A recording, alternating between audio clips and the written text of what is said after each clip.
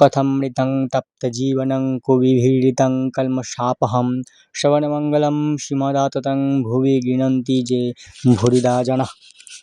দ্বিতীয় পরিচ্ছেদ, দ্বিতীয় দর্শন। অখণ্ডমঙ্গলকারং ব্যাপ্তং যেন চরাচরম তৎপদং দর্শিতং যেন তস্মৈ শ্রী গুরবে নমঃ। গুরু শিষ্য সংবাদ। দ্বিতীয় দর্শন সকালবেলা ৮টার সময়। ঠাকুর তখন কামাতে যাচ্ছেন। এখনও একটু শীত আছে, তাই তাহার গায়ে মোলেস্কিনের র্যাপারের কিনারা শালু দিয়ে মোড়া। মাস্টারকে দেখিয়া বলিলেন, তুমি এসেছ? আচ্ছা, এখানে বসো। একথা দক্ষিণ পূর্ব বারান্দা হইতেছিল। নাপিত উপস্থিত।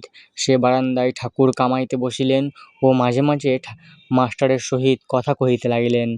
গায়ে ঐরূপ র্যাপার, পায়ে চটি জুতা, সহস্র বদন। কথা কহিবার সময় কেবল একটু তোতলা। শ্রীরামকৃষ্ণ মাস্টারের প্রতি, হ্যাঁ গা, তোমার বাড়ি কোথায়? মাস্টার, আজ্ঞে কলিকাতায়। শ্রীরামকৃষ্ণ, এখানে কোথায় এসেছ? মাস্টার, এখানে বরাহনগরে বড়দিদির বাড়ি আসিয়াছি, ঈশান কবিরাজের বাটি। শ্রীরামকৃষ্ণ, ও ঈশানের বাড়ি? শ্রীকেশবচন্দ্র সেন ও মার কাছে ঠাকুরের ক্রন্দন। শ্রীরামকৃষ্ণ, হ্যাঁ গা, কেশব কেমন আছে? বড় অসুখ হয়েছিল। মাস্টার, আমিও শুনেছিলাম বটে, এখন বোধহয় ভালো আছেন।